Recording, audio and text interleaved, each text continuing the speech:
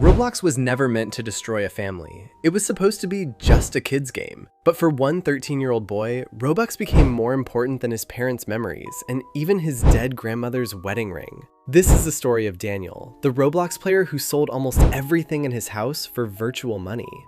Daniel grew up in a small American town, in a very normal middle-class family. His dad, Mark, owned a tiny auto repair shop he'd inherited from his father. His mom, Laura, was an accountant who drove 40 minutes to work every day. They had a modest house with a mortgage and 2 kids. Christmas meant decent presents. Summers meant a week at a lake cabin with burgers and movies on a projector. Nothing fancy, nothing awful, just normal.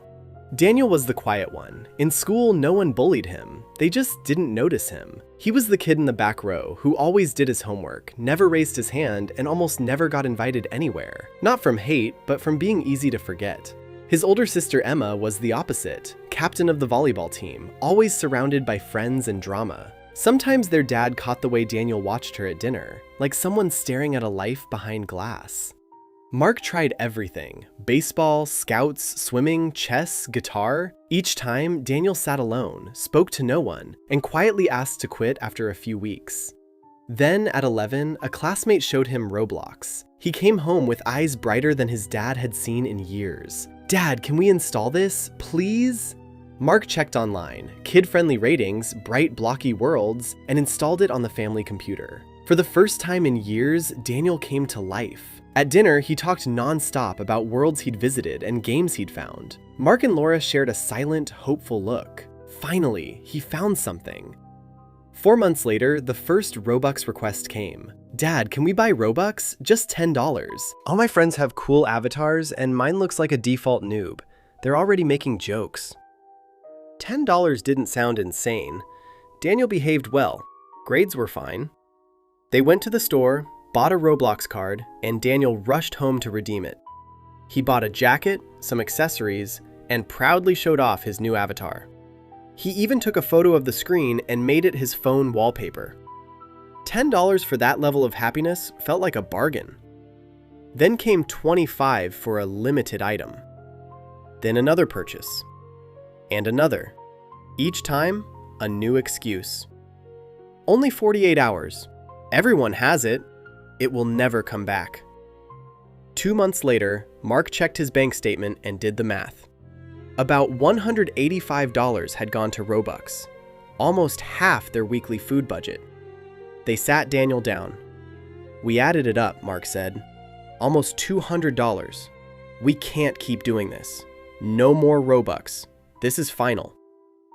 Daniel's expression shifted from surprise to disappointment, then to quiet panic. But he didn't scream, didn't throw a fit. "Okay, Dad, I understand," he said softly, and went to his room. Mark thought he took it well. Lesson learned. He was wrong. A week later, Laura noticed 3 Roblox gift cards in her Amazon order history, sent to an unfamiliar email. Daniel had watched her type her password once, memorized it, made a new email, and bought the cards for himself.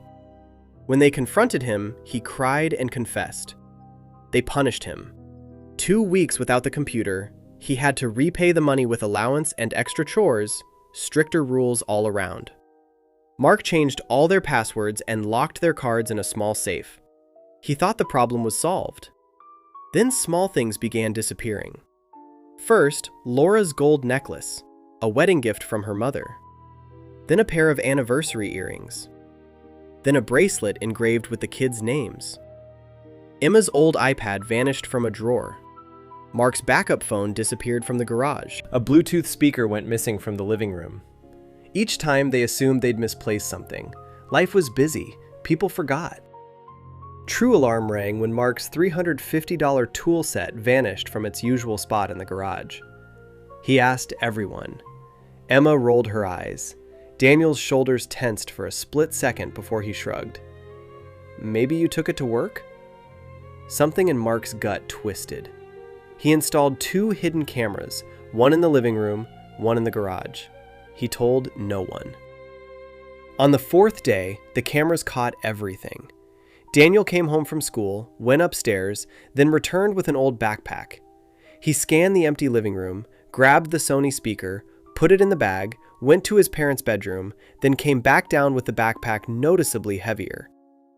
The garage camera filmed him biking away with the bag on his handlebars. 2 hours later, he returned with an empty backpack and a white envelope. He sat in the living room, counted bills from the envelope, tucked the money away, then opened Roblox. Mark watched the footage alone in his workshop, hands shaking. He replayed it until there was no way to deny what he was seeing. That night, he called everyone into the kitchen and played the video on his phone. Daniel went white. Laura stared between the screen and her son, stunned. "What is this?" she asked. Silence. "Where are you taking our things?" Mark asked. "Who are you selling them to?" After a long pause, the dam broke. Daniel admitted there was a guy across town, in a basement shop, who paid him cash for whatever he brought.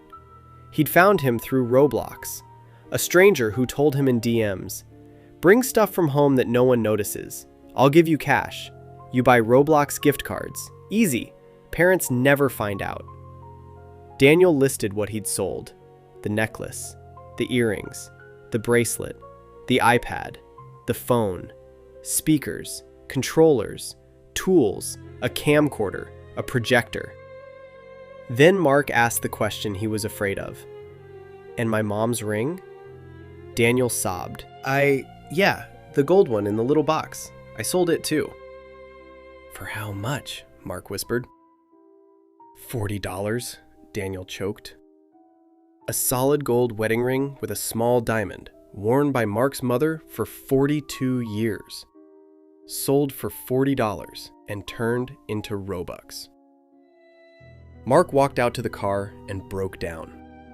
He'd lost his mother 3 years earlier. The ring was the one physical piece of her he'd kept. Now it was gone, melted into someone else's jewelry or scrap, all for a virtual outfit in a game. The next morning, he followed Daniel's directions and found the basement shop. Shelves crammed with electronics, tools, jewelry. A skinny guy in his 20s at the counter. Mark explained everything, asked for the ring back. The man just shrugged. "People sell me stuff, I buy it. I don't ask where they got it. That ring went to a jeweler same day. What he did with it? Not my problem." Mark's fists clenched, but he walked away. Later, police would arrest the man after linking him to several kids in nearby schools, all trading stolen items for game money. The ring, though, was gone for good. By the time Mark later wrote about it online, things were better, but not fixed. Daniel was in therapy for gaming addiction and self-worth issues. Screens were banned at home, except for homework. No Roblox, no games, no phone. The first weeks looked like withdrawal, irritability, pacing, dreams full of Roblox sounds and avatars. Emma locked her room and counted her things. Every lost pen, every missing charger triggered the same first thought. He took it. Rebuilding trust, the therapist warned, would take longer than breaking it. Mark and Laura worked extra jobs to pay for therapy. A bitter joke, considering how Daniel's obsession had started with their hard-earned money in the first place. But there were small signs of hope. At his therapist's suggestion, Daniel joined a swim class. At first, he went because he had to. Then he started chasing his own times. He met another quiet boy on the team. They became real-life friends. They started hanging out after practice, eating ice cream, talking about school, and everything but games.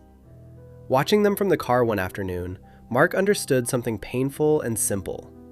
All this time, his son hadn't really needed more Robux.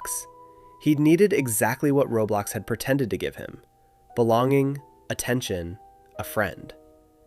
But you can't buy that with stolen jewelry or a dead woman's wedding ring. So the next time someone says, "It's just Robux, it's just a game, what's the worst that could happen?" Remember Daniel. Subscribe if you love your parents.